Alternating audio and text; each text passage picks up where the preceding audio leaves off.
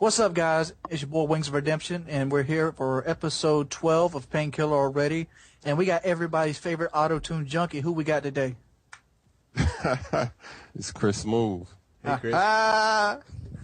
Chris, man, you made me nervous. I had to hunt you down. I think I sent probably 5 YouTube messages, and I got 2 replies, including one that's like 30 minutes ago. It was like, you had me on edge.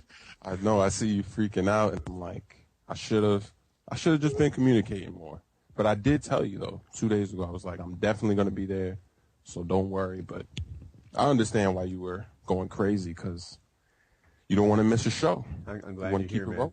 I'm glad you're here. Oh, I want to call out. So I switched mics, and people should know as we listen to this. Kyle got a new computer, and I'm using a better mic than I had used before. But it might take a podcast or 2 for me to really get it dialed in. So bear with me if this thing's not better than it used to be. And if Kyle's is wrong, then we're going to get better. New equipment. All right. So, I got a question. I got an opening topic. Bring it. How are these YouTube commentators getting hacked? Because I'm looking at these people losing their accounts, losing everything, having to start all over. I understand how Thunder Toro did. I understand his situation and plight. But I'm the most hated commentator on YouTube, and I've never been hacked. I know how it happens. Do you really want to open the door to this? Oh, my gosh, yeah. The hackers love me. So on Pwnstar for Hire, I talked to him about it, and they put a keystroke logger on his machine, and then they got both his YouTube password and his email account password. So with that, they changed them both, and then when he went to YouTube and said, hey, my account's been stolen, they're like, well, you know, if you forgot your password, we'll send you a new one and work it out. He's like, well, I don't have the email account that's associated with my YouTube account. And they're like, well, now you're out of luck. And that stinks. Did he tell you how he got a keylogger put on his machine? No, he said that he may have run some software that came from an email, but like even that, I don't think that he had like full confidence that, you know, where it came from. Well, see, that's, you know, that kind of... What was that, Chris? I don't know what happened to him, but... All right, Chris, go ahead. Done a new move. Opening an email, not updating his Windows 7 or whatever he's running with. It's the only explanation. Yeah, but you know... Maybe he had like a simple password. Like it's tough if people are gunning for you, though. Like, look, I work with computers, but it doesn't mean I'm completely immune to every noob move ever. I mean, I'm on this thing all day and night, you know. Hey, Kyle, what were you going to say?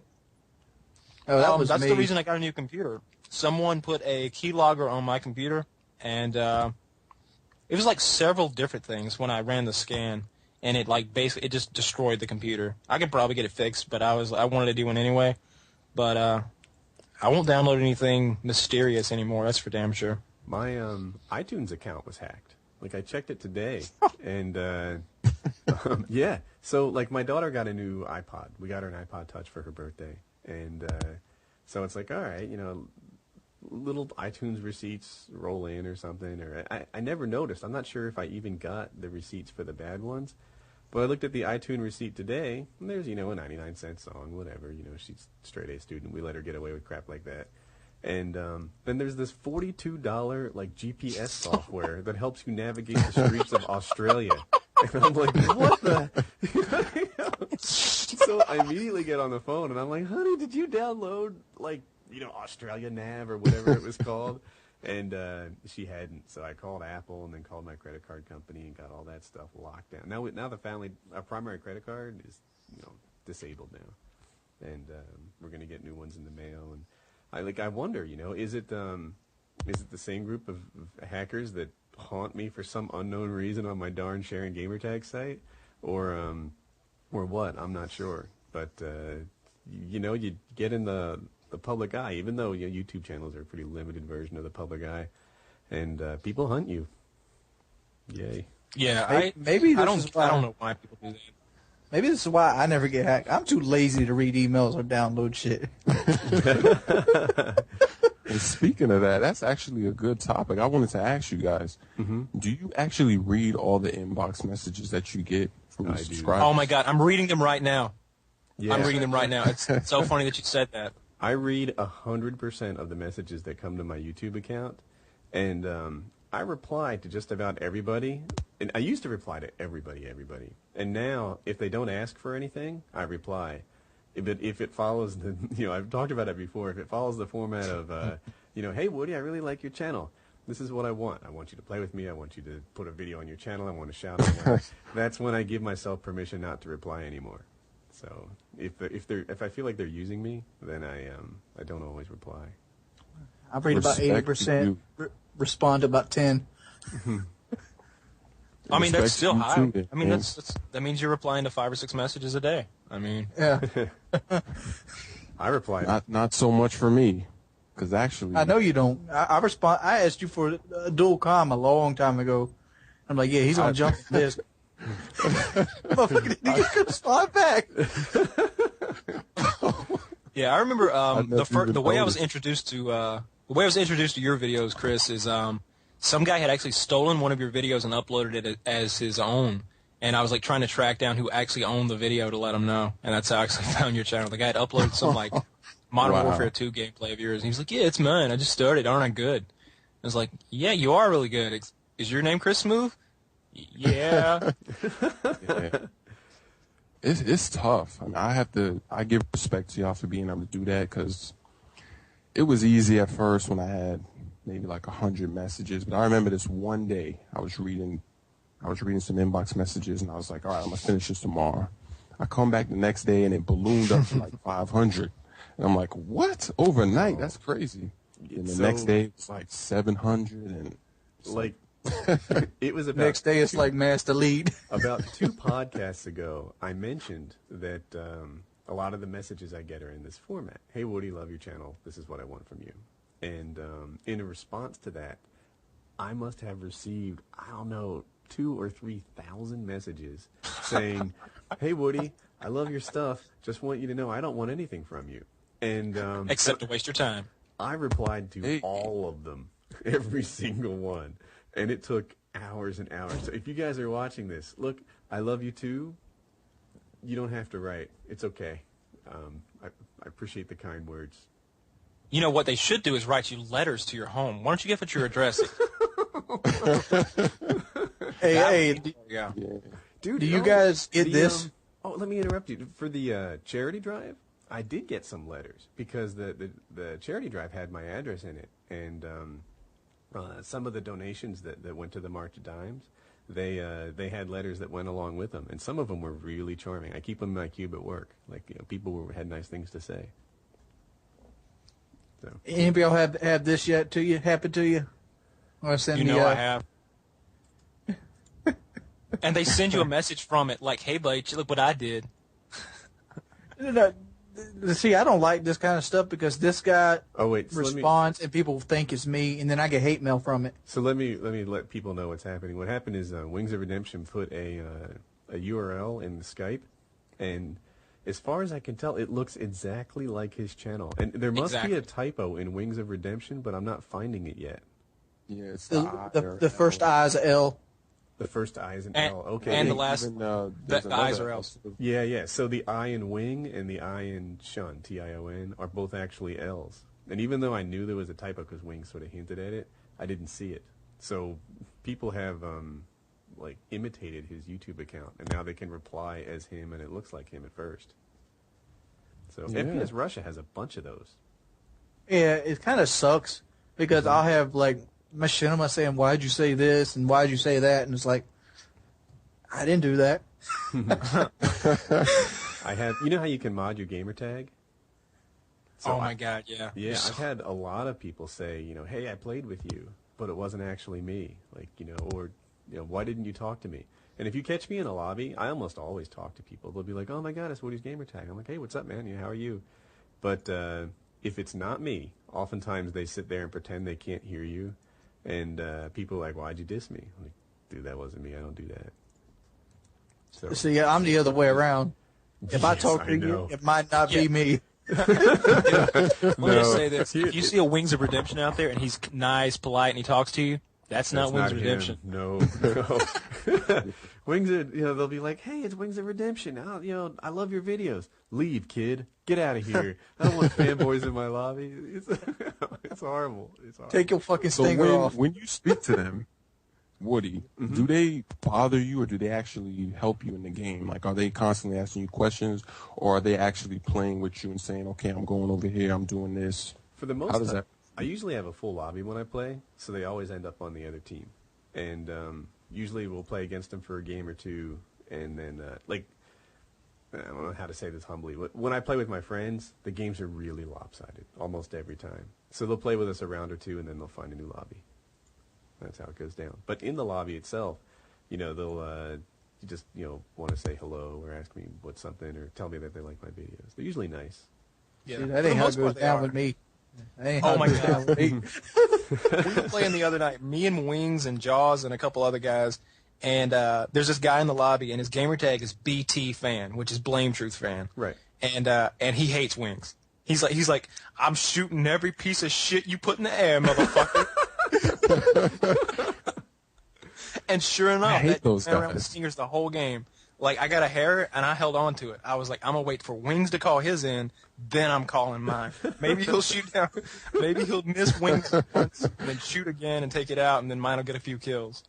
Like, it was pointless.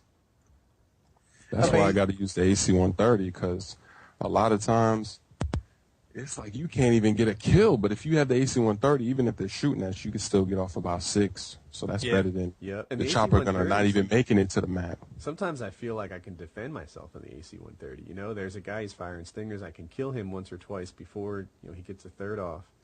Yeah, Whereas- especially on a map like Wasteland where they'll just spawn on top of each other over and over, and you can just hit them with the 105 millimeter and just take out 4 guys. Mm-hmm. Yeah, with the chopper gunner, sometimes, boom, they blindside me and it's done. Yeah, see, But how do they even do that? How do they shoot it down before it actually gets to the map? Because I would run like a to see stinger that. secondary. lots of practice. Yeah, a lot of guys on Xbox 'Cause- run a stinger. Oh, so, all right, gosh.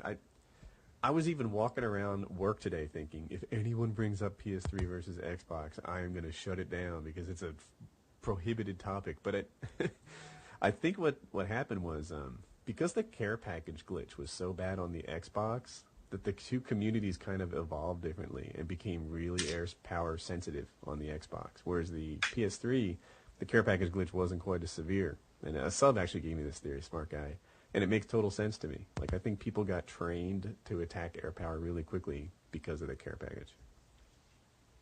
Definitely. But, But I really don't think that there's much of a difference Really? because Wings, when he was playing on PS3, he's doing the same things now on the Xbox. I mean, his air support might be getting shot down quicker, but he's still finding a lot of noobs out there.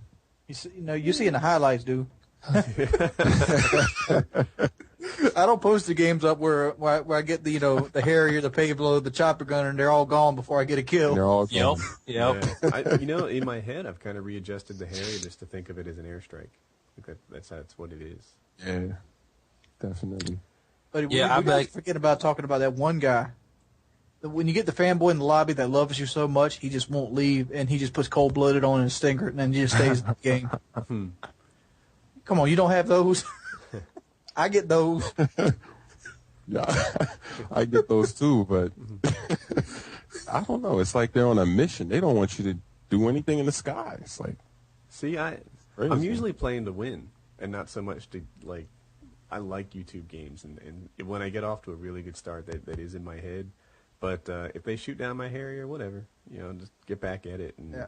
focus on the map I'm control. going the recently same I way just as been you, using Woody. the e-drop. I've noticed that, Wings. There's been a at least in your videos, and heck, we play together, right? And I see it there too.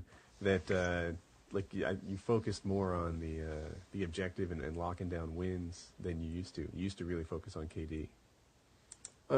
I've gotten to the point where I know I can hold the 3 KD standing up there, and even if my KD does slip, I just go to the KD clinic called Free For All. Yep. I was about to interrupt you. You could hold a better KD than 3, I bet, if you played Free For All exclusively. Oh, 5, 6 easy.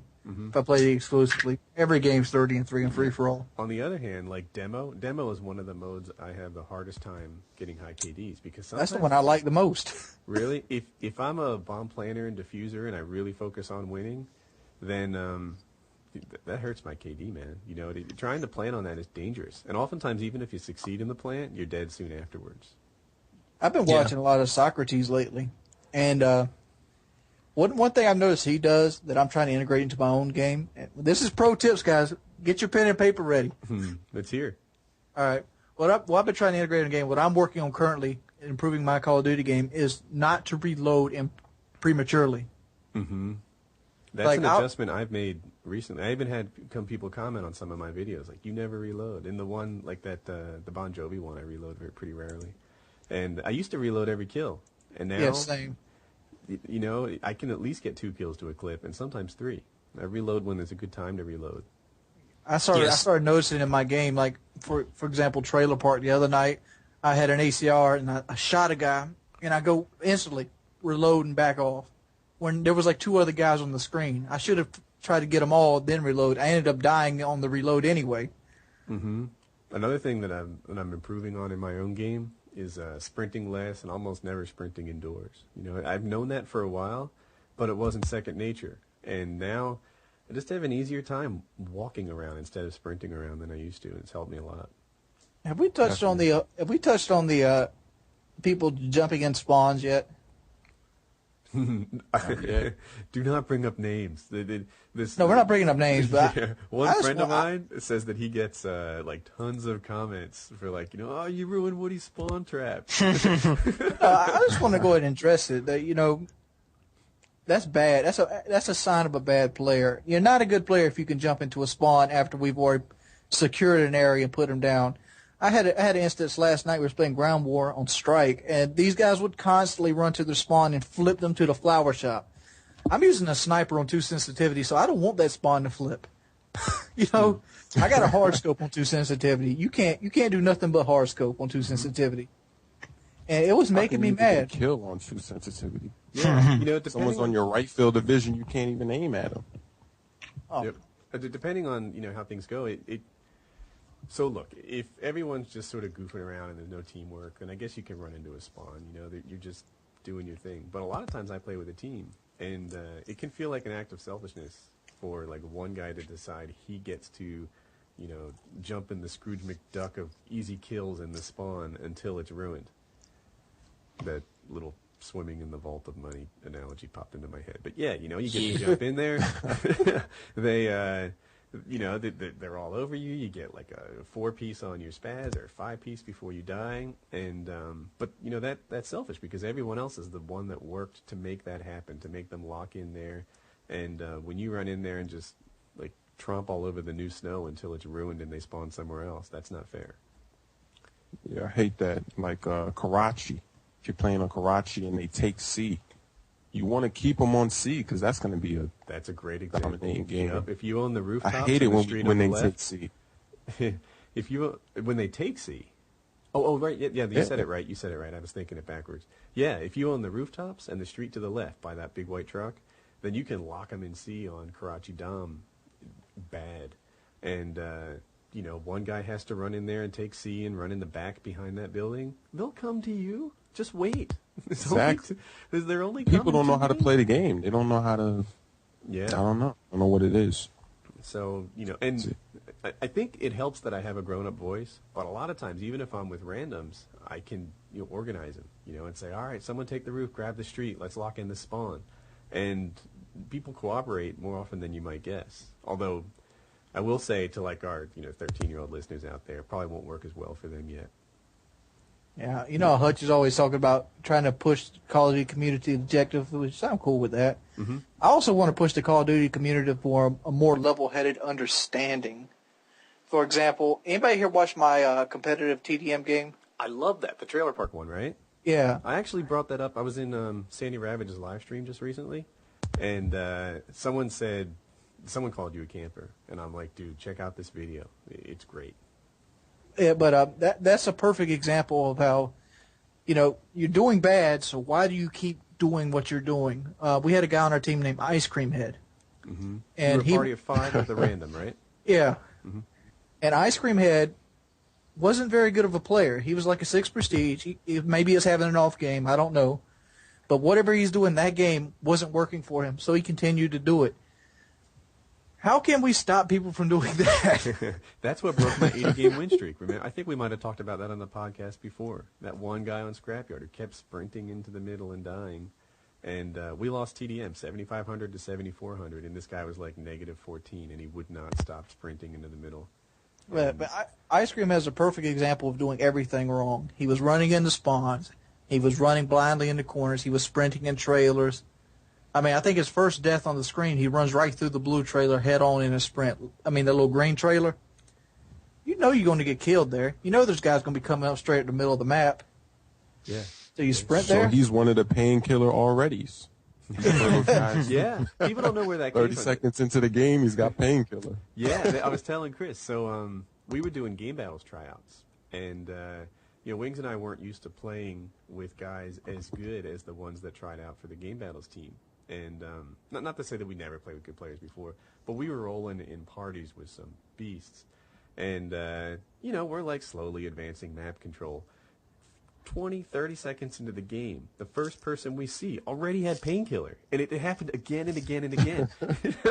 We were like, Painkiller already? It's the first guy I've seen it. He's on, is it a 3 or a 4 death streak? I think it's a 4. That's what I thought of. Man, guys got Painkiller like 9 minutes and 30 seconds. I know, Painkiller. Like, instantly, they always how do have you do that? Painkiller. It was, oh my gosh, we saw it so much. And then Preyas, I don't know if you guys know Preyas. He doesn't have a YouTube channel, but he's a friend with a lot of YouTube people, so you see him up there. He would run into a spawn with like a Kimbo Glocks, and they would go sprinting. Like 5 people would sprint in the opposite direction, like they were deer. Like they just wanted no part. Get the hell out of here! It's Preyas. But what I want to know is, how do people with Painkiller get to you? Because they're not even using Marathon and Lightweight, and they're getting all up into your space. It's like whenever I get Painkiller, I never see anybody. I wish I could. Yeah, I get Painkiller, and unless I'm doing the marathon, like sometimes when I run Cap the Flag, then it's like, oh, I have Painkiller. This is great. I'm going to use it to my advantage and make some map progress. But in every other game mode, it seems like even if I hurry up, it's gone before I get an opponent to shoot. But on the Play other, some free-for-all. Oh, I bet you're right. Yeah, I often defend the Modern Warfare 2 spawns because once you understand like the high-level concepts, there's an affinity towards the flag they own in bomb, the bombs that they're defending in Sabo, etc. And then these are where the spawns are, and they're going to be spawning from there. But once you get that and understand that if you stand next to where they're going to spawn, then you're putting yourself at risk, and of course they're going to spawn next to you. The whole spawn system isn't as bad once you understand it, except free-for-all. In free-for-all, people are going to spawn right next to you, right behind you. It's rough. With Free-for-all Painkiller. is tricky. Yeah, It is really tricky. you're not going to go If you- without you're not going to go without a cheap death in free-for-all unless it's a lucky game. If you can get off to a good start, you can easily dominate. But if you get a bad kill or two, you might just get killed the rest of the game. Yeah. I don't know. I don't know how people do it so consistently. I don't know how they avoid all of those deaths. Scrapyard's a particularly Do it. good example. Oh, yeah. Someone's going to spawn, right next to you inside of like some tube where you don't even have a chance to see them, and you're done. I was going to say Scrapyard and Terminal are 2 maps I just leave the game on, generally. That's why you haven't seen Scrapyard? free-for-all attack on them. I meant to say Salvage, the one in the first map pack. Oh, the snowy salvage one. is easy. Just stand on that little snowcat in the back of the house. I find on the left in particular, there's 2 or 3 spawns in that concrete pipe area, and it's dangerous, man. They're going to spawn right next to you, behind you. You stand on that snowcat, there's a guy that's going to spawn in that doorway to the left of you about every 2 seconds. Just pop it when he comes out. I will Rust is say this, another one. Wings. I was playing Free For All in Afghan the other night, and I actually got up on that rock back where B Demolition is, and that's a rape spot. I think I went like 30 and 2, AC 130, just super easy. That's a great spot. Which map? By B-Dom? On Afghan. Yeah, I think I showed you that one, didn't I? Yeah. Well, you've made a video of it before, too, and I watched those videos. Speaking of your videos, let me just throw this out there. You put up a Machinima video a couple days ago, and it's a Modern Warfare 2 TDM on Crash, and that is one of the most hated videos I've ever seen for no apparent reason whatsoever. Even Hutch had to jump in there and be like, all right, whoa. That's enough. It reminded me of like it would be like if there was a bunch of Nazis like just beating down a Jew, and all of a sudden like Hitler's like, whoa guys, hang on a minute, We could use him for altitude testing. You just went entirely too far right there. Why didn't you poke his eye out? Dear God. Did you just compare Hutch to Hitler? All right, I didn't mean it that way. I was just... Oh, no, Kyle's going 4,000 pounds of hate mail. I absolutely did not mean it like that. I love Hutch. Hutch is my buddy. Nice. Hey, I have a topic. Oh, you know what? I have this. So, this one, for Nova Productions, quick shout out. He made me a new intro, and as payment, all he asked was that we cover this one topic. And there's a special rule in there for Kyle. What would you do if you had 24 hours to live? And the Kyle rule is no sex. So you have to find something to do other than bone every woman you know. All right. Let me start off, because this was brought up the other night, because Thunder Tour was talking about how in his job as a fireman, they get a lot of suicides, and oftentimes it's people who are terminal. You know, they don't have much more time to go. Mm-hmm. And we were saying it's just like that. I think it's a Tim McGraw song, and it's called Live Like You Were Dying. And it's about a guy who's diagnosed with cancer, and he's like, you know, I went skydiving, I went Rocky Mountain climbing, I rode a bull and all this stuff. And that's exactly right. Like if I've got 24 hours to live, you said? Mm-hmm. Wow, I'm going to spend as much of my money as I can. I'm going to give a lot. I'm like throwing it in the streets and watch people dance. None of it will go to charities. It will all go to like selfish things. I want a statue built of me somewhere, kind of like the one in Philadelphia of Rocky. You know, there really is no Rocky, but I mean, there really is no me. So make a statue of me. Why not? It'd just be like me smiling with a controller in my hand, like, yeah, bitches. And oh, noobs. Big cartoon bubble. I'd go skydiving. I'd definitely go skydiving. And I'd want to be skydiving with a gun in my hand, shooting at shit as I fell.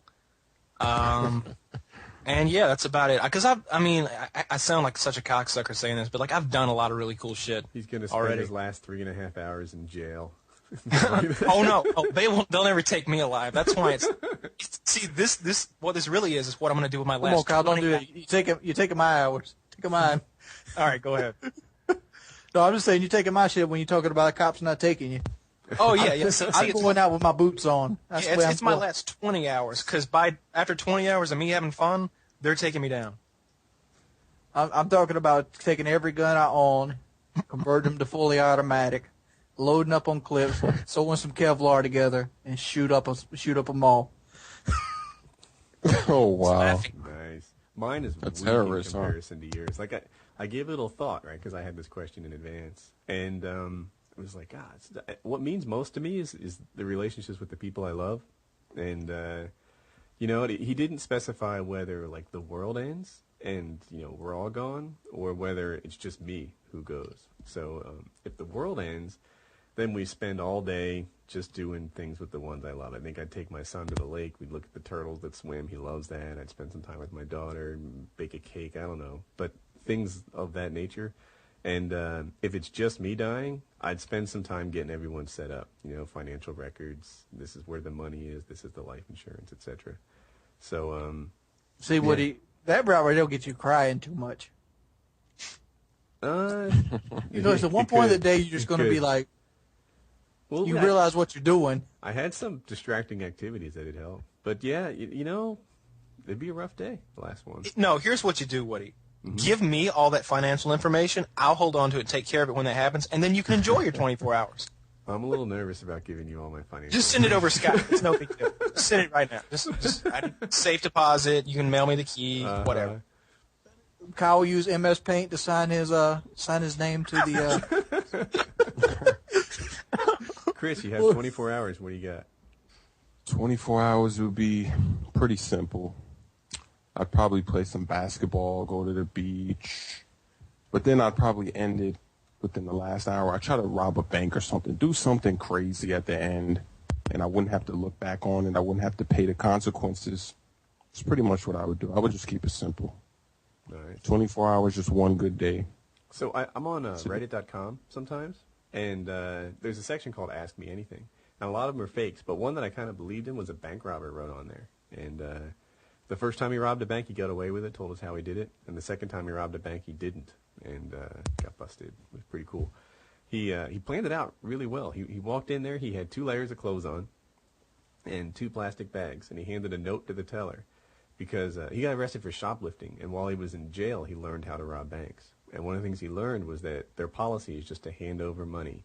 And he also learned don't use a gun, because you don't need a gun to rob a bank. They'll hand over money willingly.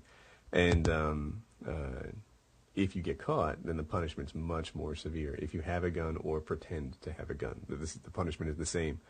So he walked in there. He handed them a firmly worded note saying, give me all the money. Give me $5,000 he asked for. And don't say a word. And that he was serious. So she gave him $1,500. And he's like, where's the rest? And she's like, that's all there is here. So he says, okay. He put the $1,500 in, what did he do? I think he put the $1,500 in one of the clear grocery bags. And then he walked. He had figured out like his escape route. So he walked out of the bank sort of casually. He had cut a hole in the fence like the night before. And he walked through the hole in the fence.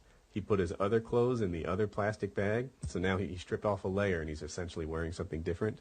Threw the plastic bag in the trash, walked over to a hotel room, and he's like, that was it. There were no sirens. No one came looking for him. It just kind of ended. And he had $1,500 that he didn't have before. So he lived on that for a short while. And then the second time he robbed a bank, he was much less careful. And he didn't have a change of clothes. And he had a bicycle outside the bank. And Oh, God. yeah, so he walked out of the bank. And he's like, oh, everyone's looking at me. So he started running, like sprinting away from the bank. And then he realized that his bike was there and that it was going to have prints and they were going to suspect it. So he went back to get his bike. And a cop was like, yeah, the noob. And a cop was like, can I talk to you? So he started running from the cops. And so he's running from the cops. It's over. Here's what happened. He thought he was like a highway.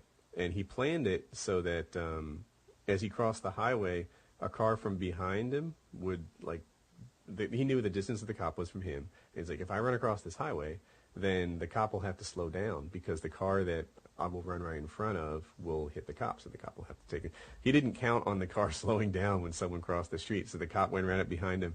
And I guess he ran into another car that also slowed down, and he hit the back of a van. Like, he physically ran into it and fell to the ground, and he was, like, semi-conscious as the cop called him and locked him up.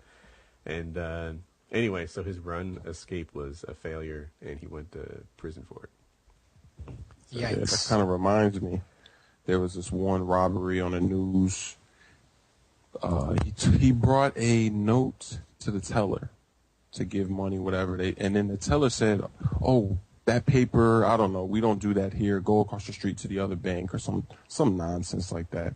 And he actually believed the teller, the bank robber. So he went across the street, and as he did, of course, they called 911. That was it. That's got to be probably the biggest new move for a robber ever. He's obviously a Modern Warfare 2 player. Yeah. Hey, so I get a lot of these questions. We talk about bank robbers. We should talk about the big one. Oh, go ahead. What do you got? What's that? The guys in California that robbed the bank with Kevlar and the drum mag AK-47s. Those were some badasses. The old ones, right? It was in L.A., right? It changed the way FBI responds to that stuff. Yeah. And didn't it change the whole gun code out there because the cops didn't have anything to compare to Kevlar. They had to run down and get M16s with full metal jackets. Yeah, they went to the gun shop, and it turns out they had a lot of hits on those guys, like even penetrating hits. But the guns they were high on meth. Weren't they high on like meth and shit? Yeah, they were high on something. And guns aren't the death beams that a lot of people think they are. Like if you could think about the damage you get from a bullet being similar to the damage you get from an ice pick, you'd realize, like, wow, there's a lot of places on me that I could probably take an ice pick and just sort of move on. Like, almost all your arms and legs, unless it hits that key artery. Whatever. It's not good, but ice pick's not going to kill you. Sap a little bit of strength out, but don't take much to pull the trigger. Yeah. Yeah, those guys were, they had taken a lot of muscle relaxers. I remember that. So they were, like, perfectly calm throughout the whole thing, because they're, like, doped up. Mm-hmm. And that was one hell of a shootout. Like, you see the footage of it, and, like, they'll be looking to their left. Yeah. They'll be looking to their left, and some cop will shoot at them from their right, and they just calmly turn to the right and, like, spray 30 rounds at him. Mm-hmm. And my question is, how did they not kill anybody? They injured 16 cops. They couldn't no death shots? I didn't know I that. don't know. They had none? They had 0 death shots on the cops. They all died themselves, but all the cops were injured and they all recovered. Yeah, you got to go for the headshot, man. Fucking noobs. They got bad aim. Well, you're doped up on muscle relaxers. That kind of solves a little bit. Yeah, we'll cut him some slack on that. Your hands might shake a little bit. But I'm just surprised they didn't kill nobody. You know, that old Russian round. That's a pretty powerful round. Not a death ray, though. So, I had this question. I've been wanting to bring it up. I think I've had it in my list of potential questions. And normally this one would go to Kyle, but since we have Smoove here, how do you go about kissing a girl for the first time? You just got to be real smooth. You got to pull her close. You Gotta have a very Manilow voice. You got to pretend like you're going to whisper in the ear.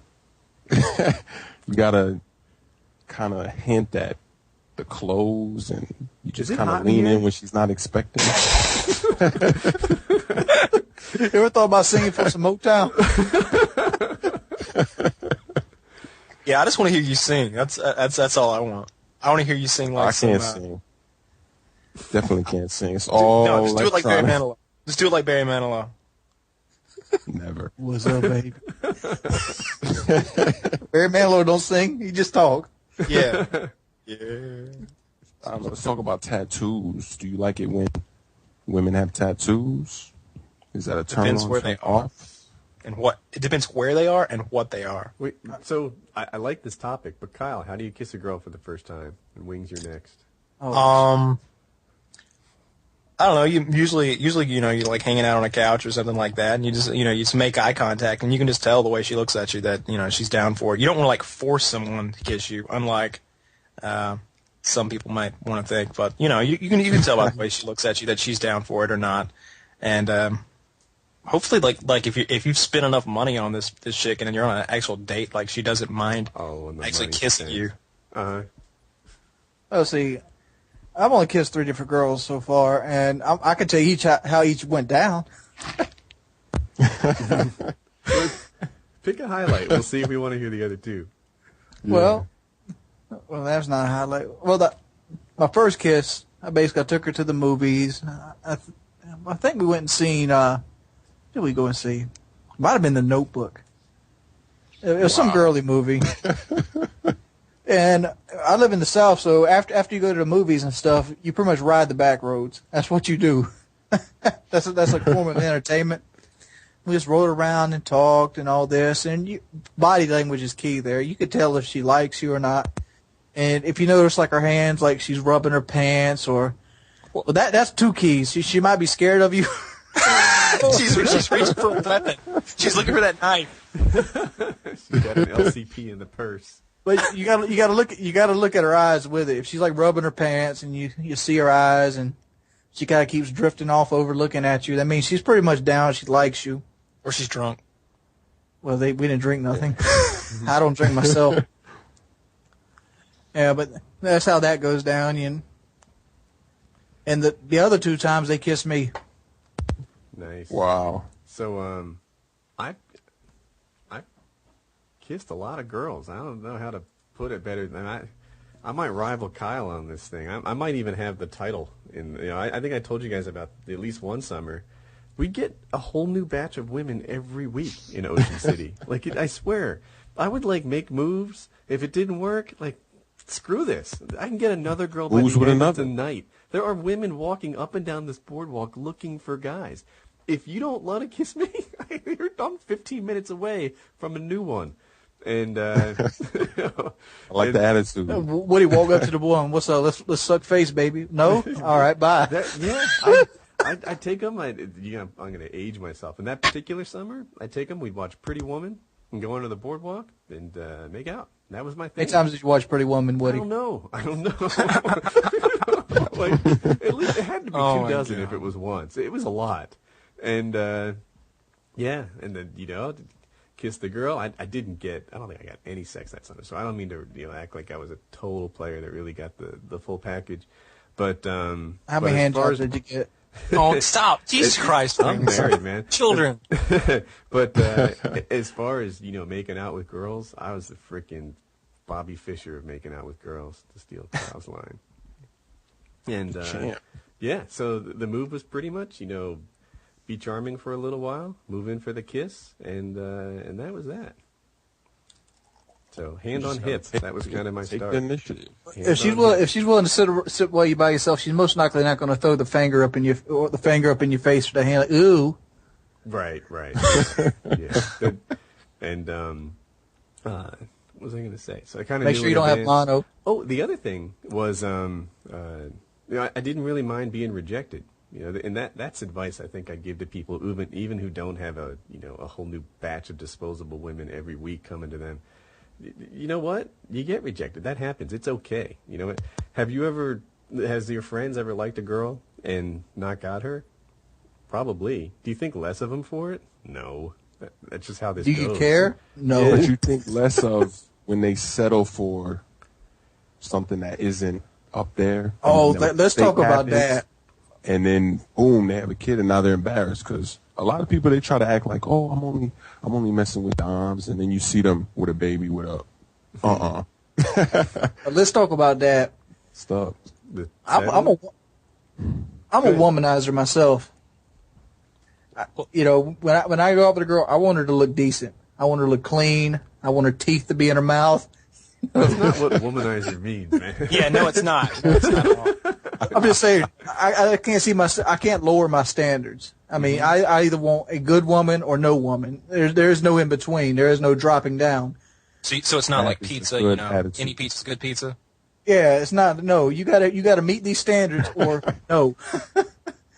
But like I used to work with a bunch of guys. We used to work at a steel mill, and one guy in particular, I ain't gonna say his name. His first name was Tahir. I ain't gonna give you anything more than that. And he was a big guy. He was like 6'6", 245, 250. He was a boxer when he was young and all.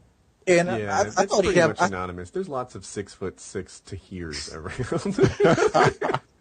Yeah, but I thought he'd have like a stunting wife. Mm-hmm. I get to his house. He invites me over to play some Mortal Kombat, and his wife is like, "Whoa, I'm a big guy," and she. You ever see the guy at the movie theater that when you're with your fat friend and he points out first? That was this man's wife. So I have a magic 8-ball here. Just a second. Will Wings get his ass kicked? Definitely. Nice. I was like, oh man, how can you lower your standards like that? He's like, at least I'm getting pussy. My hand works fine. Wow. I knew that would come up.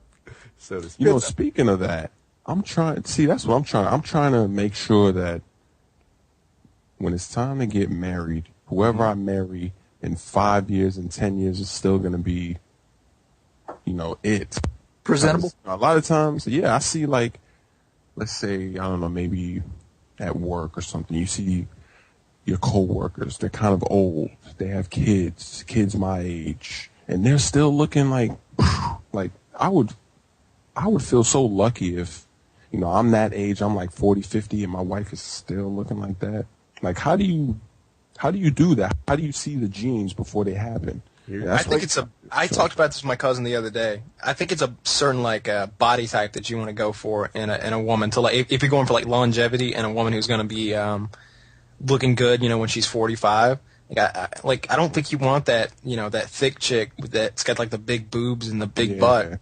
Because all that's just going south. I think you want like the slim chick who's like 5'7", 110 pounds maybe, and she's like athletic and she's got smaller boobs and she just keeps herself in shape and eats healthy. Like you don't want that I know mamacita exactly that's gonna fall apart in 10 years. Yeah, so I think that also you need to kind of look at. You have to wait until a certain age because when they start getting into their 20s. And mid-20s, that's when you can kind of see what, what's going to happen to their body. Yeah, they're all hot when they're 15. Yeah, all right. Yeah. I need to jump in. No.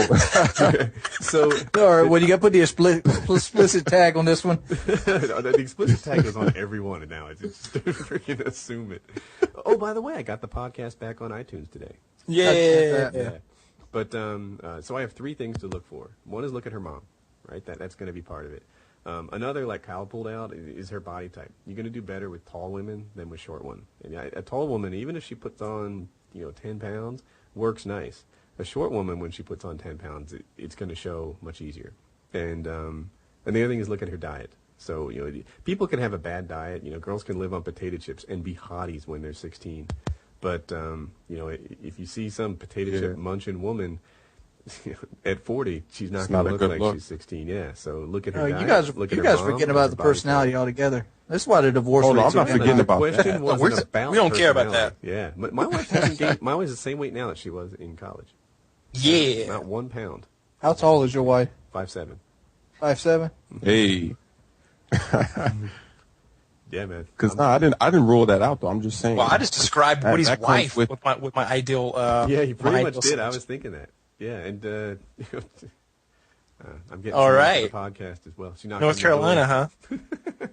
I'm gonna come out there and check it out. She's in my World at War video. We went to the zoo, and my wife and 2 kids. We saw like baby buffalo in the field. And I have they all pretend to shoot and go boom, headshot, and then it pans to baby buffalo, who I described as Onslaught. So, I love that. I love how you put in caption under it, baby buffalo. You didn't know what it was looking like. It's like Sergeant McCabbage, Army Ranger. So Winks, you watch a lot of movies, right? Oh so yeah. You might know. You might have seen this movie. Have you seen the movie Mr. Brooks? Yes. Is that it? That's the title, Mr. Brooks? No. Yeah, it's called Mr. Brooks. It's about Kevin a serial Costner. killer. That was a good one right there. That was a fucking awesome movie. The ending scared the I'm shit out of promoting me. right now. That's a good. If you haven't seen that, Is it new? look it up. About 2 or It's 3 like years. 2006. It's pretty good.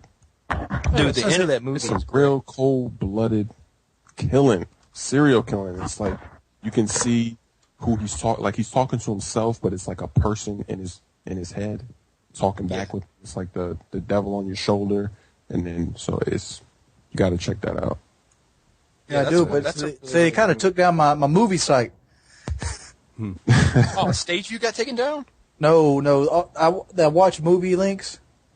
It was like they'd had every movie that you pretty much wanted. You could type a movie in, they had it. They'd show you where it was on the internet. So you could watch it, and they all got shut down. And the ones that they did put back up don't let you link movies anymore. I'm pretty sure somewhere down the road somebody's gonna link movies again because you can't kill off that kind of thing. I don't care how many courts and piracy system is. Somebody's always gonna do it because the money's too good. Yeah, just go to Stage View. Yeah, Have you ever it's had just like that? prohibition. You can't ever get rid of alcohol because the money's too good. Cigarettes, never get rid of them. Money's too good. Cocaine, money's too good. Yeah. Cocaine's a hell of a drug. I'm just saying, you're not going to win that war. Have you ever had that dream where the police are knocking on your door and they're coming because you downloaded some, I don't know, software or movies or something, and they're coming to take you to prison for the rest of your life for pirating? No. Download some music or something. You know why? I would just take my tower and throw it against the wall. Oh, Some people say they'll bring out like a big magnet, put it on their hard drive, destroy it. I just imagine a situation where Wings, like, one night he downloads like so many pirated movies, and the next day like a cop knocks on his door for like some casual reason, and Wings is in there like beating the shit out of his tower, like, I gotta get the hard drive. He's like just like hammering it with the butt of a gun. Right. He's like shooting his AK into it. He goes to the door and like all sweating and shit, and the cop's like, "Are you all right?" He's like, The cop comes up. Yeah. Is this your dog? Have you seen this dog? Oh, I wouldn't go that far, but they usually they come with papers. Hey, Like- so If you see the papers, you're going right to the computer, like, hold on, I'm in the shower. You're gonna. Like, Where's hold my on, let me unlock the door. But you never know. Nowadays, they might be able to recover that hard drive. And I Oh, saw it they episode recover that. of, Just they can glue it back together. Yeah, I saw an episode of Law and Order one time, and it was this. I don't remember if the guy was I think he might have been a child molester, and he had like a lot of kiddie porn on his computer. And when the cops came to like confiscate his tower, when you walked through his front door, there were 2 big electromagnets on either side of the door. So removing the tower from the house destroyed the computer. And I thought that was like one of the. I mean, granted, he's a evil child molester, but that's a great idea he had. You've spoken with admiration for both Hitler and evil child molesters. I was going to say people like the CSI shit. Well, CSI doesn't happen in Conway, South Carolina. You know, we ain't got that here. You get shot up. He'd be like, "Well, it kind of sucks for him. We'll fill out a piece of paper for you." Yeah, the cops are like looking at your body. You've been shot 8 times. They're like, "What do you think happened, Bill?" They shot him. That's the entire investigative crime scene right there. Who do you think it was? Hard to say. I heard you going up there with old Leonard's daughter. That old fiance might not took a liking to that too much. Oh, God. Where's this going? So I had a sub who wrote me, and he had a pretty well thought out theory that Captain Price was going to be in Black Ops. And he looked at one of the trailers, and someone wore his world-famous hat. And I think the guy was like a Black Ops, like, isn't SAS kind of a Black Ops for England? Go ahead. The SAS is more of like Her Majesty's Special Air Service or something like that. It's like paratroopers almost. Oh, that's not what I thought it was. But anyway, so one of the characters in the trailer had his trademark hat, and he had some other clues in there. But they think that Price might be coming over to the Treyarch games. And if you guys know, I gave some intel on Black Ops a couple podcasts ago. It was the one with Only Use Me Blade, and it was later all confirmed to be true. 100% hit rate on that. This is not one of those. This is just more of a user-generated thing. But it looks like Captain Price might be in Black Ops. That'd be kind of cool. So, do you guys play the single player? What do you think they should replace the nuke with? Instead of, because they're going to take it out. So let's say if you are able to get 25 kills, so the kill streak's not building to each other. The highest kill streak now is 15, just so you know. Right, that was confirmed. Yep. It could change, but that's what it was. And but let's say if they had a 25, what do you think it should be if it's not going to be a nuke? I think 15 is harder than 25 since kill streaks don't build, but that's aside from the point. What would be a good final kill streak? If kill streaks don't build, they should keep the nuke. They should. Really? But I don't know. A lot of people say, well, I don't like be camping even harder now. Just make it Make it 30, and free for only goes up to 25 kills. Yeah, I don't like running. That's the nuke. a great idea. What? That's a great idea. Oh yeah. I just processed that a little slower than Kyle did, so you couldn't get one in free for all. Oh. Yeah. You know what? I'm almost tempted to have a freaking boosting mode. Bring back cage match. Just name it Name Booster Arena. Just don't even disguise the name. Okay, make a game type called Boosters. And you know what would be fun? To go in there and crash the party. That'd be awesome. Yeah, I like Booster Arena. Just have a Booster Arena. Think about this. This is awesome. You make a game type called Booster Arena, and all the boosters go there, and then you go and fuck with what they want to do. Yeah, payback's a bitch. Yeah. You know who used to do that? The guy's like, you're not supposed to kill. This is for boosting. Exactly, bitch. Remember Modern Warfare 2? Boom, headshot. Like, no. Skeemer used to do that. So, do you guys remember Beyond? And he played with this guy named Skeemer a whole lot. And he would go into 1v1s, get his 10 headshots, and then when it came to, you get 9 or 10, whatever the cap was. And then when it was time to let the other guy get his headshots, he'd just play for real. Like, that was when it was on. And he felt like he was kind of the Sandy Ravage of COD 4 in that he would, punish boosters. Why are people so obsessed with boosting anyway? Because small camo gives you extra damage. Yeah, I can kind of get it for the extensions. Like, for example, if you went into high rise and shot through the glass, it's boosting. It takes it's a while to get that afterwards. Or if you're shooting claymores or whatever, then I can see people wanting. Sit Rep Pro is a pain to get naturally, But for camos, they don't have much appeal to me. If it's a gun I use a lot, I'll get it anyway, just sort of over time.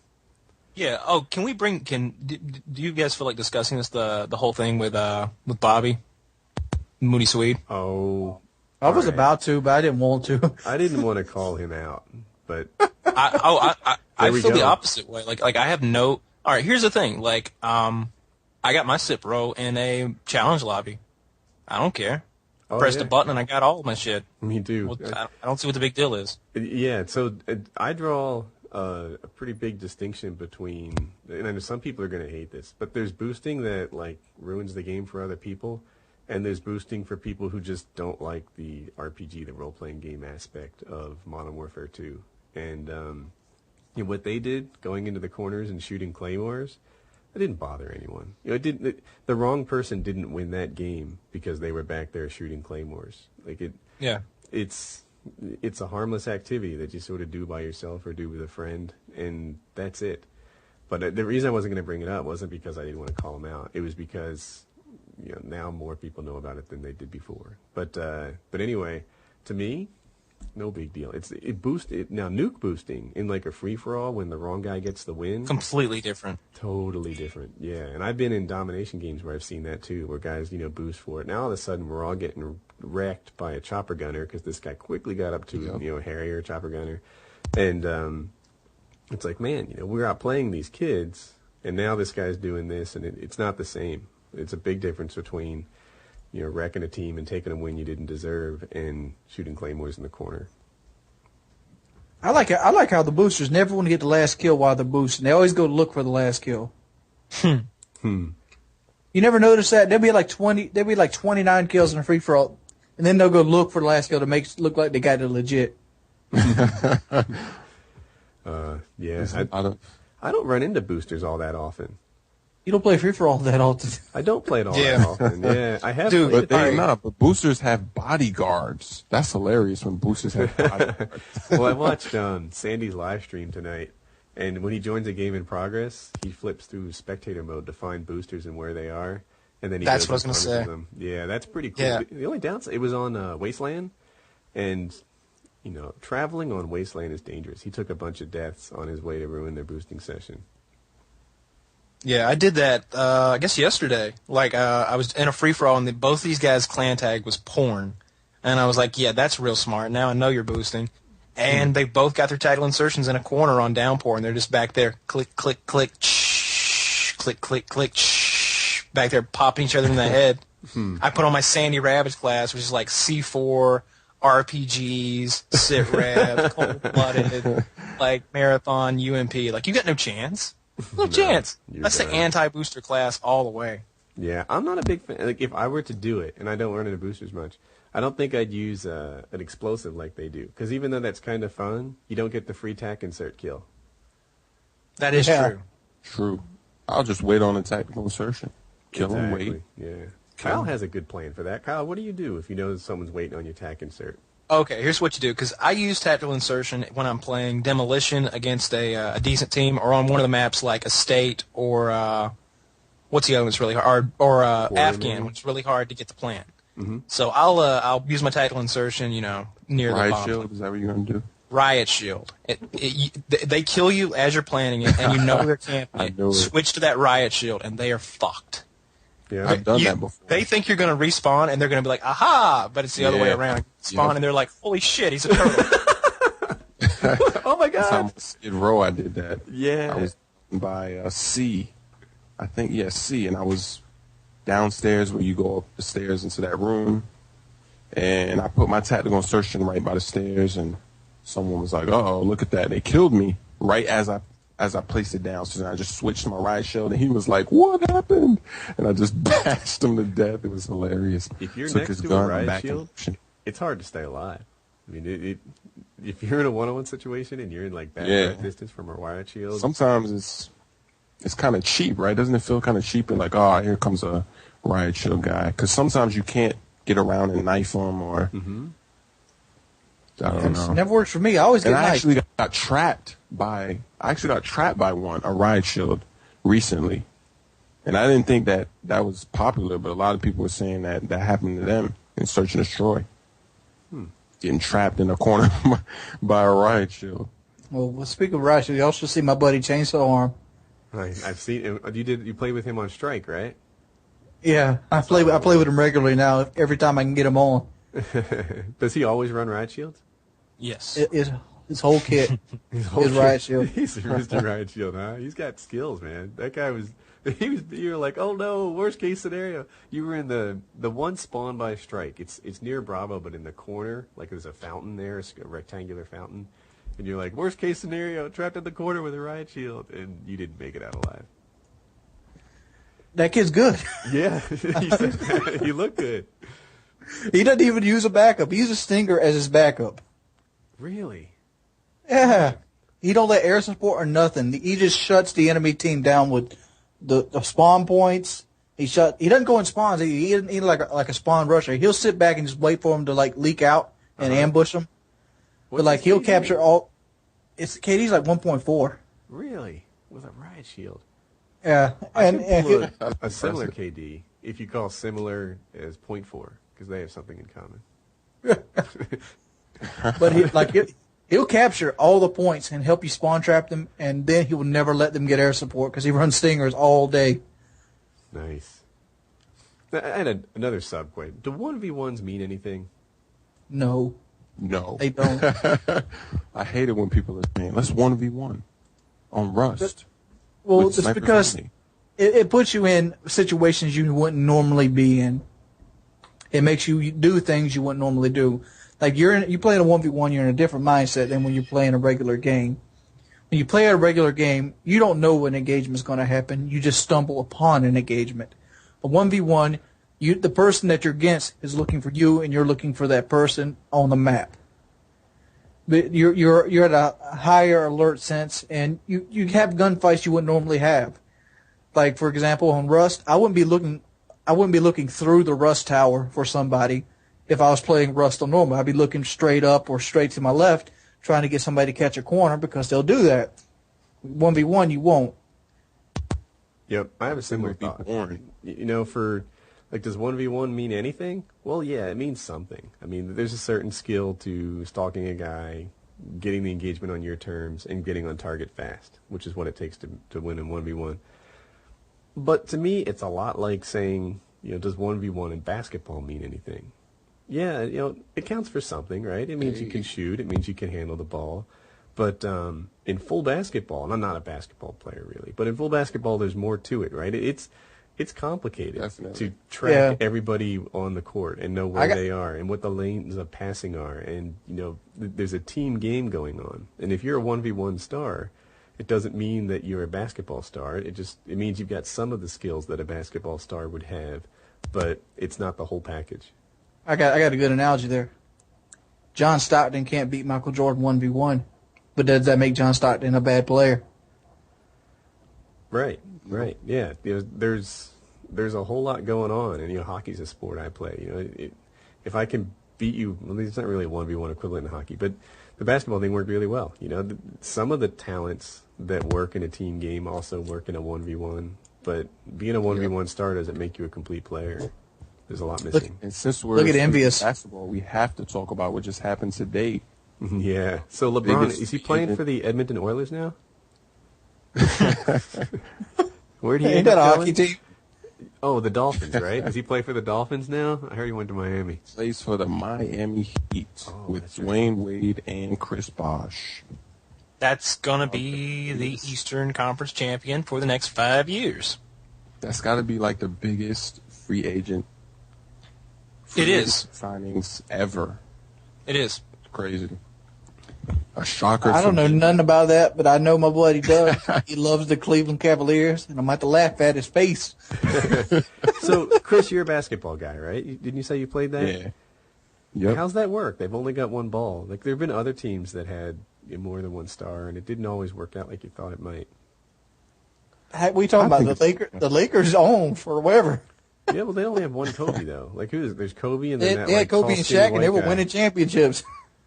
Okay. I think it'll work because they played together on Team USA, world champions, and they were sharing the ball easily. They're unselfish players. They don't really care that much about. I know, even though people say LeBron wants to be the man, Wade wants to be the man, but I don't really think it's going to come down to that. I think they'll be unselfish. They'll get it done. They'll pass. They're going to be assisting each other all over the place. They're going to have a lot of fun. So I don't really see anything. I see it working out for them. Be like Pippen and Jordan. I was about to say, One more. who do you think's a better team? The Bulls back when they were winning, 80-something games a year, or this team in Miami right They now? only play 82. Yeah. Well, right now, the Miami Heat, they only have 3 players.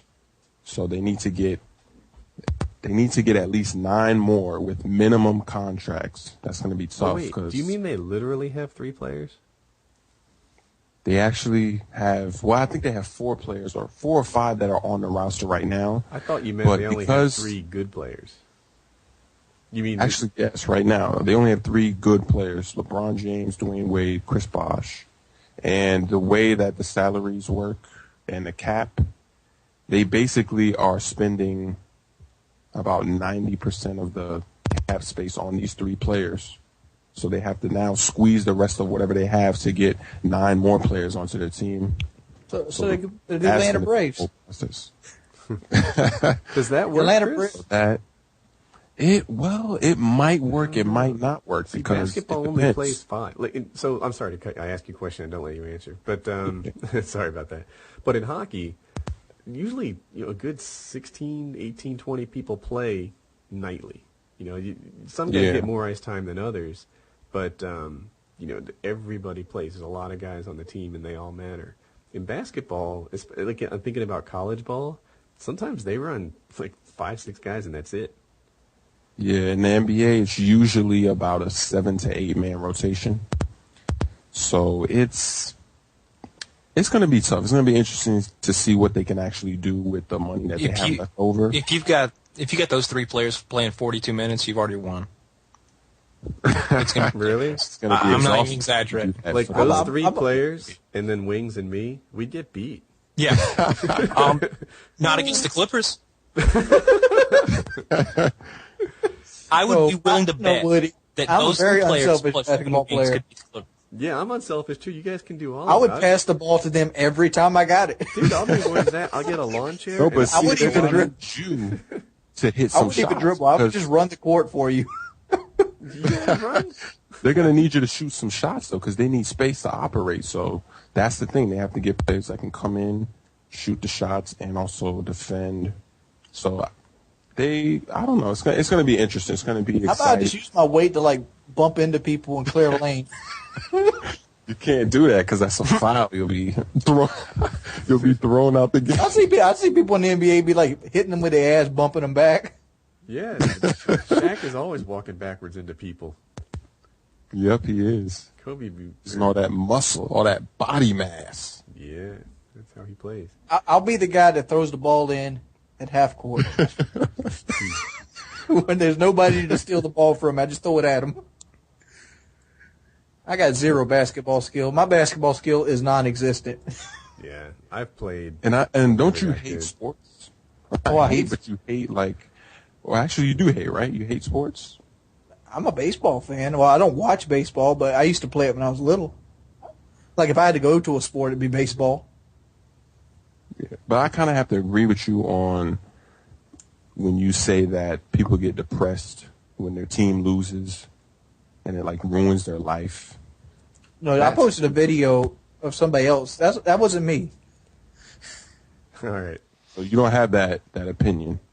That was somebody else. I got an opinion that the whole sporting nation is overblown than what it is. What it is a money making market, and people get depressed that their favorite team loses. For example, my buddy Doug, which I mentioned, LeBron James got moved from the Cavaliers. LeBron James, all the Cavaliers had, and he's going to be devastated about this because his favorite team on football is the Browns, and they suck too. Chris, you can agree with that? Is LeBron the only team? I mean, they made it to, the Eastern Conference Finals? They had more than LeBron, right? They had more than LeBron, but without LeBron, They would I don't really see what they can They're a do. 30-win team. It's going to be tough without LeBron because the players on that team, they basically need open shots to be successful. and to be LeBron was effective. 45, maybe 50% of their score every night. Yeah. I'm not exaggerating when I say I think they're a 30-win team without LeBron. They basically just All the sold. Cleveland fans, even my homeboy Luke is gonna be. He's devastated right now. He's gonna be like, LeBron left, because he had faith. He thought that he was coming back. They just sold 30 points a night. That's what they did. Is it time for cool story, bro? Yeah, it is. All right, Chris. But what you can do is you can go back on like a almanac and look at all the Cavaliers games and just subtract 30 points. If they won that game. If they lost that game. That's how it's going to end up. He's the MVP of the team, definitely. So, Chris, every week I give the guest host a couple topics to choose from, and you tell me which cool story, bro, of the week I tell. So, Woody saves 130 lives. Woody's adventure in poverty. Saved baby rabbits. Regaining the use of my hand, and my parents' sex life. Do you need to hear it again? The fourth one, reusing your. Really? You picked reusing that's probably my the hand? most. Or actually, let me see. Here it is. Woody saves 130 lives. Woody's adventure in poverty. Saving baby rabbits. Regaining the use of my hand, or my parents' sex life. I don't know. Let's see. I need some help. What do y'all want to hear? Nothing about his nuts. There are no testicular topics tonight. That's what was it cool, Woody. I don't know. Maybe we could just skip a cool story. No, what is this? Too much Has that ever poverty? happened? Poverty. Has it ever skipped? Woody's adventure All in right, poverty? We'll do poverty. Wings wants to do poverty. That's what we'll do. I want to hear mayonnaise sandwiches. Yeah, so let's see. At the time, I made about $14,000 a year, which today would probably be equivalent to, I don't know, this was, say, 93. What would that be equivalent to now? 24? Yeah. And it was my first apartment. So I moved into these low-income apartments. It was like, I guess you could call them a projects. And I didn't really know much about Earth at the point. And I walked into the apartment, and it was beautiful, right? I mean, it had brand new carpets, and the walls were freshly painted like you would for a new tenant.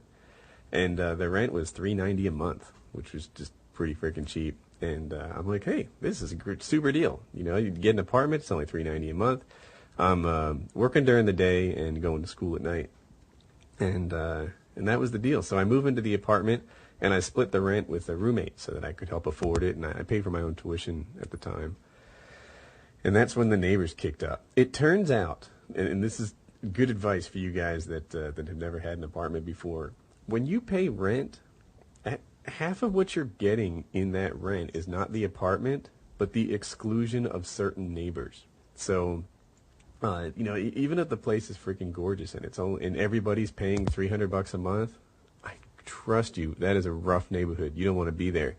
And the guy that lived below me, he was like, I don't know, 6'2", 275, and I was like 6 foot and like a real muscular 180.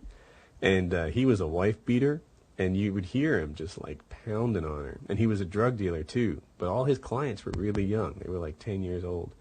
And he would like beat his wife and throw these like, you know, pop parties or whatever for little kids downstairs all the time. He's a nice guy.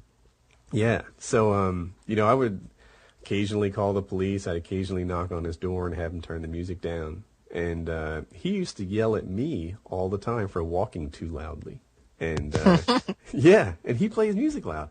And he'd bang on my door like real aggressively. And he'd be like, you know, dude, I can hear your footsteps. And I'm like, yeah, all right, I'll try and settle that. And this went on all the time. And at one point, I think he was drinking, and he hammers on the door extra hard. And he's like, you know, dude, you better fucking stop walking so loud. And I'm like, you are crazy. I'm up here walking quietly, trying not to bug you, and you're still fussing at me? I'm like, you're going to have to get used to this. You live on a first-floor apartment. You can hear the people walk upstairs. And he started, I forget exactly what he said, but it was something to the tone of he was going to take care of it. And that's just when I contacted him, and I'm like, what are you going to do? Now's the time. Let's do this. And he just took 2 steps backwards and walked into his own apartment, and that was the end of that. So I felt like a big man, stared him down. And eventually the police hauled him away for beating on his wife, and he was gone. Ooh. Yep. See, I would have did that wholly wrong. As soon as he went aggressive to the door, I would have done my normal door routine. The me of today would have done the same thing. You think you could tell it was him knocking, right? Because he didn't knock with his knuckles. He knocked with like the palm of his what is that called? Like a hammer fist. Yeah. And so you knew it was going to be him. And I'd have answered the door armed today. Maybe with the shotgun right in his face, like Yeah, that's me. Open the door. Yeah. It'd be boom, boom, boom. No, I wouldn't have shot him. Trigger, but I wouldn't have shot him. I would have loaded it up with some ice cream salt. Oh God. And I would have threatened the shit out of him with it. Yeah, I might have opened the door, taken 2 steps back, because the way that the door led directly to stairs, which led to the second floor apartment, and maybe open the door, take 2 steps back, and have him staring at the barrel of a shotgun, and all right, let's have this conversation, but my footsteps too heavy for you now, bitch. Yeah, so I think I could have beat this guy. I was in really good shape. Maybe in my promo for this video, I'll put up a picture. You probably could have myself. beat him, Woody. I mean, dude, I worked out. His sparring partner was probably 190 pounds, soaking wet, 5'3". This guy was. This was in the fall, so I had just come off working out. I used to work out like 4 or 6 hours a day when I was younger, and I was in shape. I was in fighting shape. People forget how exhausting fighting is, but what I've learned since then is that even if you're a good fighter, especially in North Carolina, where so many people are armed, and there are a lot of people here, even if they're not carrying guns, people like if you need a box, like say you have a box and it's taped closed. Everybody whips out their frickin' knife, and they're like, "Here, use mine, use mine, use mine." I'm like, "Holy smokes!" Like people carry a knife, like people from New Jersey carry keys. It's just sort of part of that's your pocket gear. Now, let's do this scenario. Let's say that you're a pretty good fighter. Think of yourself. Who's the toughest guy in your high school? Let's do this. Toughest guy in your high school. He's wearing a white T-shirt, and you have a black magic marker. Do you think that you can't get some black lines on that guy's chest? Do you think that guy would beat you up without you drawing black lines all over that white T-shirt? No, that's not how it's going to go down. So, and that's the knife analogy, right? The toughest guy in your high school, boy with a white T-shirt and your black magic marker. So if Bruce Lee went up against a knife, he's most likely going to lose. He might even win, but he won't like that fight. That's for sure. He's going to the hospital afterwards with some stitches. Exactly, with some serious stitches and lifetime scars. So. Every time somebody fights, like when they first realize that they're something of a fighter, right? Like you pick up a guitar on day one, you're not a guitar player, but 6 months in, 9 months in, you're better than everyone who doesn't know how to play guitar, and you think to yourself that you're some kind of badass, and then you move to the next stage and you realize, you know what?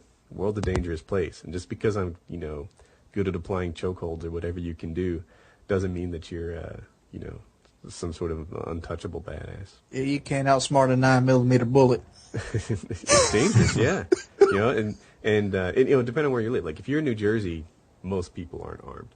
But around here, and I live like outside Raleigh, which is it's not. I'd go so far as say it's suicidal to rob somebody where I live at.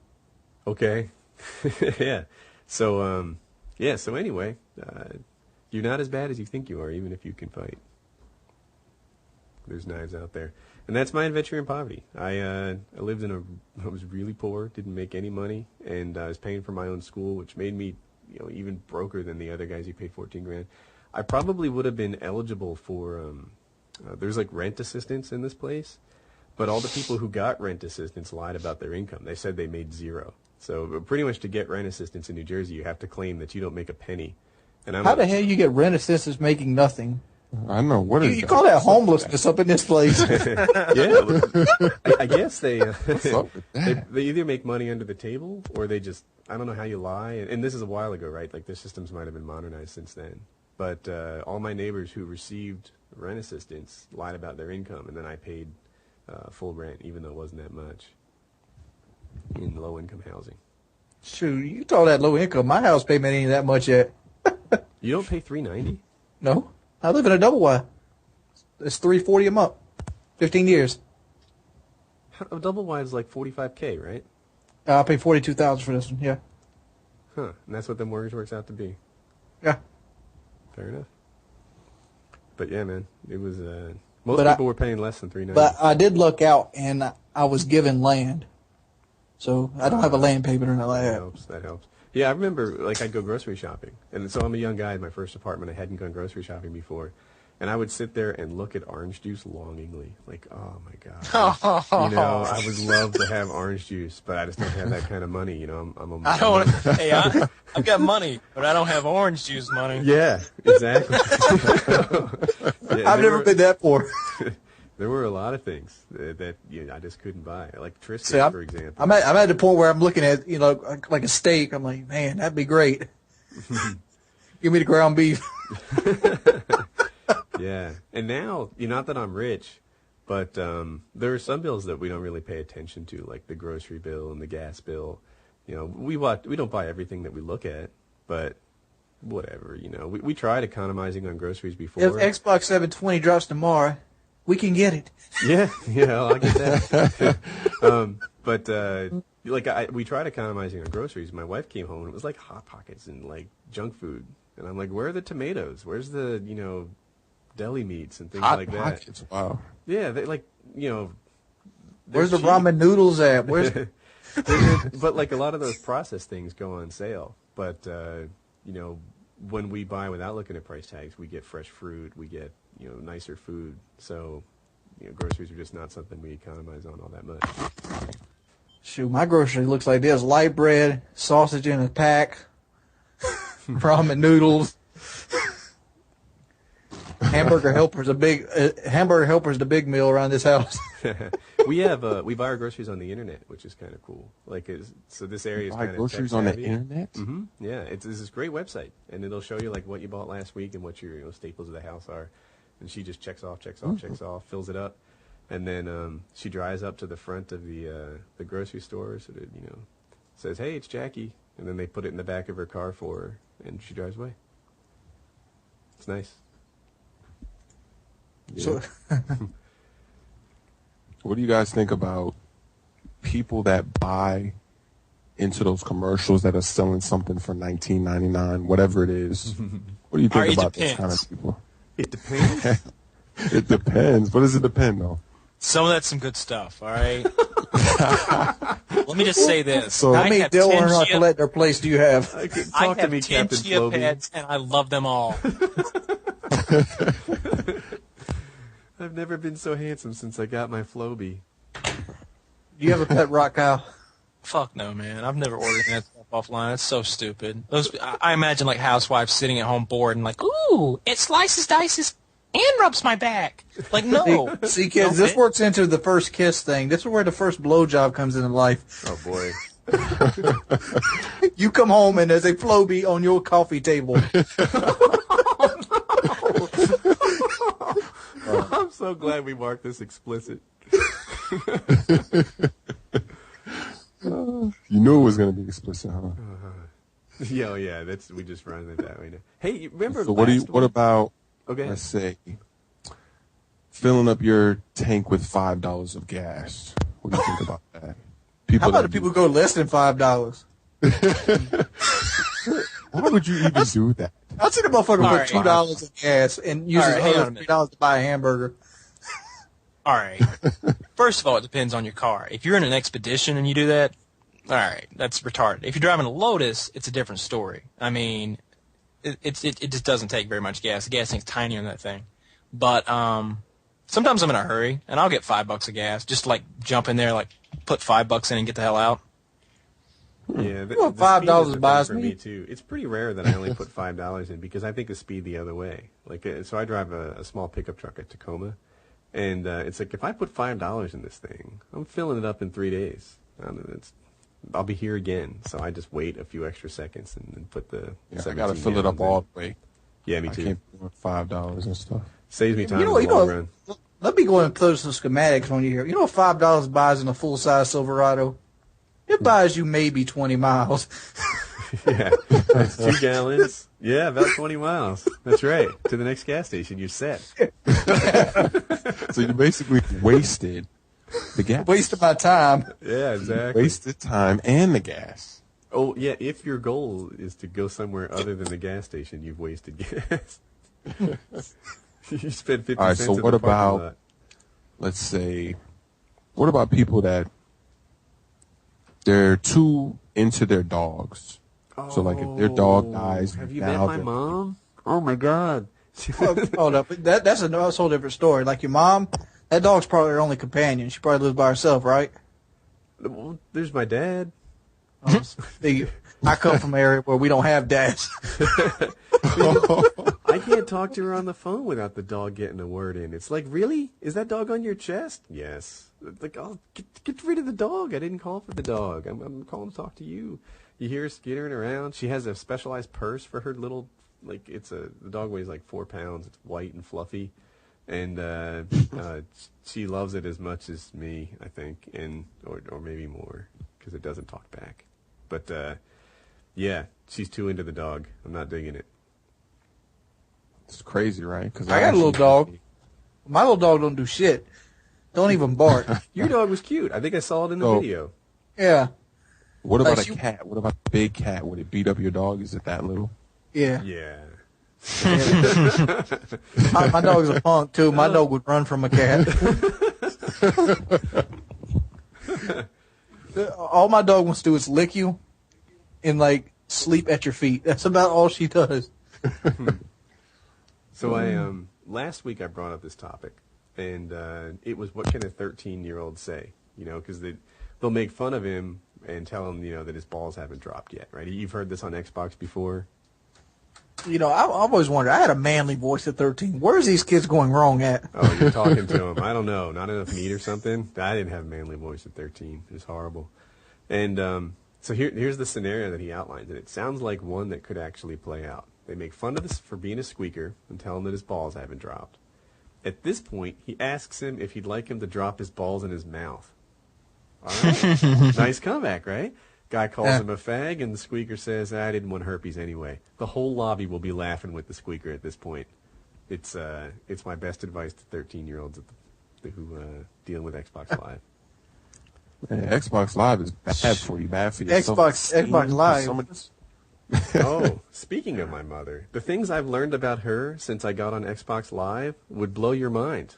At least she's There's more to her than a little dog, huh? She slept with hundreds and thousands of people on Xbox Live. It was not standard stuff. Not standard stuff. Yeah. So You know what's funny? Is like I get a lot of, everybody does. You get those hate comments and, you know, just people, whether they're being racist or they're just whatever it is.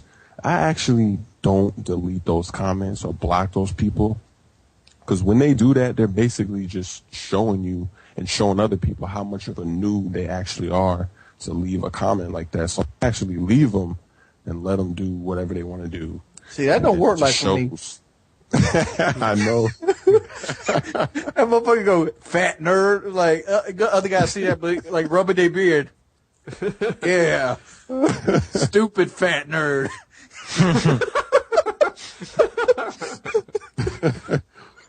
You know, like I've thumb them actually up and blocked shit. somebody. They kept asking the same question. They were like, "Who's better, you or Luke?" Every day I would see this message. I'm like, "What's going on here?" Yeah, I ain't They seen must Luke have ever sent that get a message good about the 5th time. Actually, Luke, he did get a couple of good games on my channel. He got a couple of good ones. I seen that one commentary you talk about, Luke, you got a nuke, didn't you? like it's a rare occurrence. Yeah, my sensitivity to comments has changed a lot as I own this YouTube thing. It used to be that if someone like called me a camper or said I wasn't good at the game, it would hurt my feelings and I'd be thinking about it afterwards. Recently, some guy said he was going to fuck my wife while using his fingers to digitally rape both children in the ass at the same time.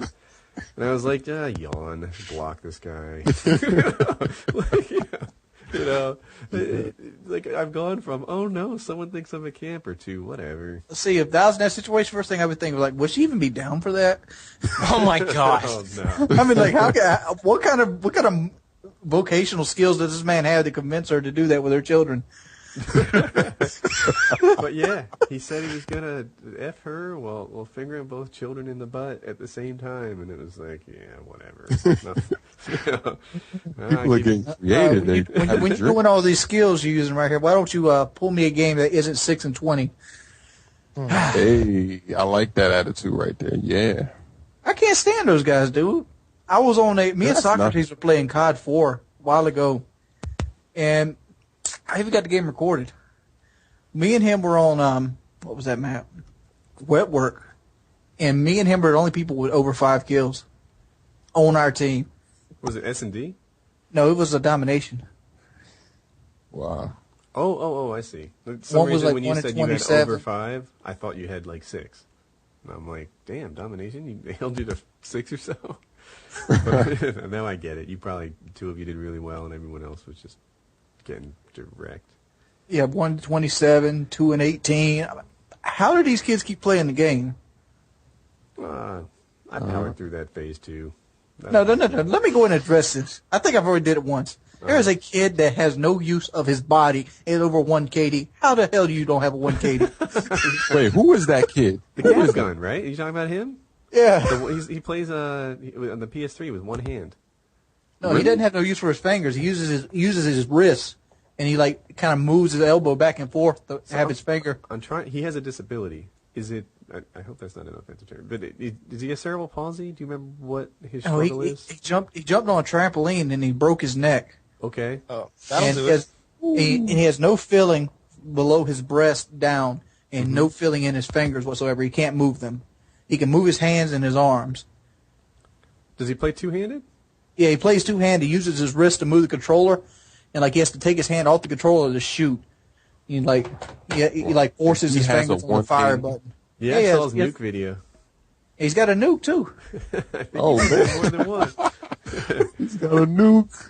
And there's another guy who actually literally plays with one hand. I think if you search for the one-handed gamer, you'd probably find him. And yeah, he plays with one hand. I used to play with a guy on Battlefield Modern Combat that played with his feet because he didn't have arms. He wasn't the best player, but he did good for playing with his toes. Mm-hmm. Better than I would. I with wouldn't my be able to nose. do anything with my toes. His name was Foot Fingers. Oh my God! Have you ever awesome. seen the movie My Left Foot with Daniel Day-Lewis? I've heard of it, It's about a guy with cerebral palsy, and but it's not a comedy, right? no, it is not. No, Yeah, it's not it's a funny. true story. He only has use of his left foot. That's it, and he actually becomes a writer and a painter, and does very, very well. He types his biography on a typewriter, like an old school typewriter, with his left foot. Now, how bad would it suck to get a typo? Just imagine how bad it would suck to get kicked in the nuts by his left foot. Oh, yeah, that happens at one point in the movie. Because, the kids would, wheel him out in the street to play soccer, and he would just kind of lay there, and he was the one who would play goalie, and then he would kick the penalty kicks. His so muscles strong. had to be extreme. Yeah, Imagine holding your foot up there typing. Say what Yeah, you it's his will. left leg. I'd pwn that guy in Call of Duty. Oh, my God. I'm gonna lay it down there. There's not a left-footed player in the world who can hang with me. I just want to know.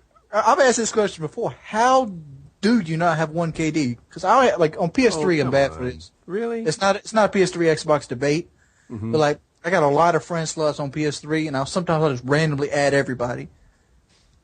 40% of them will have under 1. It's Really? actually pretty easy to have under 1. 'Cause a lot How? of My people riot just, shield friend has more than 1. A lot of people really don't know how to start off. Yeah. And they don't. Because you have to remember that. I I don't know. think It's having like use of your fingers is a good start on some people. Yep. This takes a second to explain, but there's 4 stages of learning. The first one is unconscious incompetent. And when you're unconscious incompetent, you don't even know how much you don't know yet, right? The whole thing's a mystery to you. The next stage is conscious incompetent, where you're starting to realize that there's a lot to this and that you have much to learn. Then you become conscious competent, and these are the guys who are good and they know that they're good, and that's just the way it goes. And then there's unconscious, the fourth stage, unconscious competent, and they don't even understand how other people can be bad. They just forget all the things that they've had to learn along the way. And that's where I'm thinking of this. Now, where are the quickscopers at in this? Oh, man. You know what? I wanted to bring up quickscopers. Oh, no, not quickscopers. No scopers is what I wanted to talk about. I think that some guys don't try because it doesn't expose, their real talent level. Yeah. I think guys will run around and, gimp themselves, not to do the best they can, gimped, and some people do that. Gives them an excuse. I think a lot of guys rock the And they call you a tryhard. Exactly. Oh, how is tryhard an insult? I'm better than you. I don't know. I just don't choose to prove it. I would have gone 50-2 had I been using a weapon that I'm good with, or I would have gone 60-1 if I was trying. And I tell those guys, the FAMAS is unlocked at level 4, and you get a set class at level 1 with it. Yeah. So I think there's a lot of people in the game. Now, there's some who just want to have fun, right? Lately I've been doing that somewhat because I'm trying to get a Sandy Ravage game. And some of those games go fairly well. I've had... Yeah, but Woody, you're trying, though, right? When you get that Sandy Ravage game, you're not just trying to have fun. You're actually trying to do good while using odd... Having fun. And I've had games where a couple lucky breaks and I've had one. Like I go into a spawn, I work... Like I just get like... Yeah, that one guy turned around. Not even just one guy. Like I'll get I'm into the spawn, I get like a 5 or 7 kill streak, and then I go hide. I call in the Harrier and the Predator behind it. I get my AC-130. And now if I can get 2 of those in one game... It might be, look, I'm not Sandy Ravage, but maybe get a Sandy Ravage light that I can use. And I've gotten one of them in a game several times, but I haven't had the one I want to post yet. So it'll happen someday. And then when I do, I'm going to figure it out and show everyone what I did. Yeah, but see, my thing to people playing to have fun is that's what public lobby's for. If you just want to goof around with your friends, that's why they have private match. Yeah. You should not be anywhere near a ranked lobby.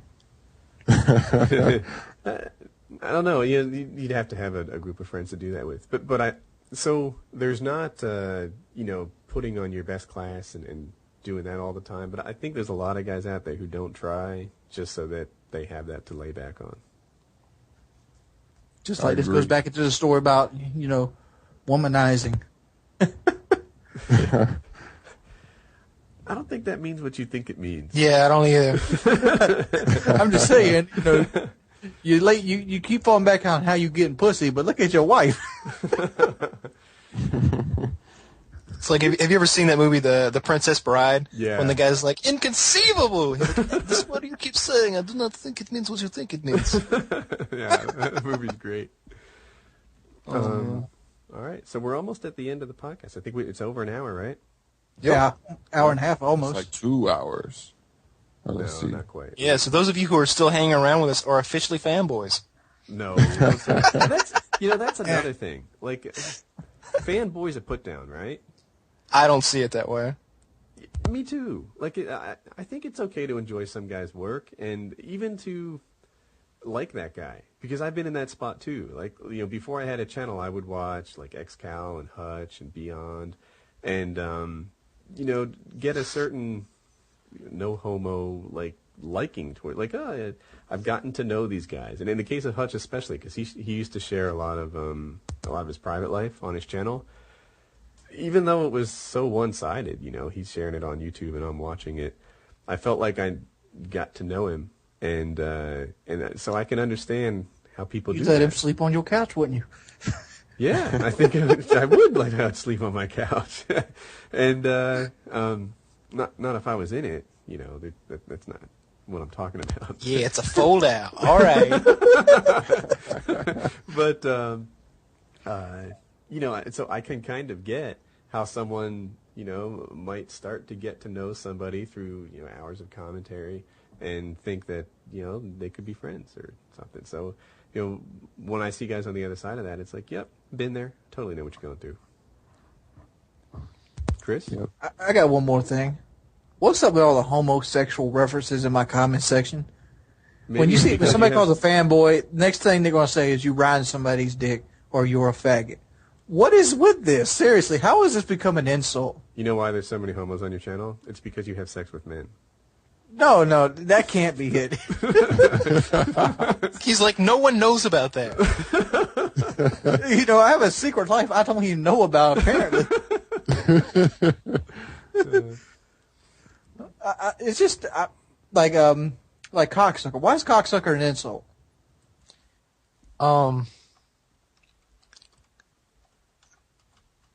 Tell me one bad thing about cocksucker. Well,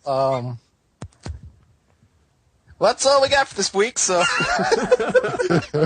It's been Painkiller already, episode 12 with your boy, Chris Smoove.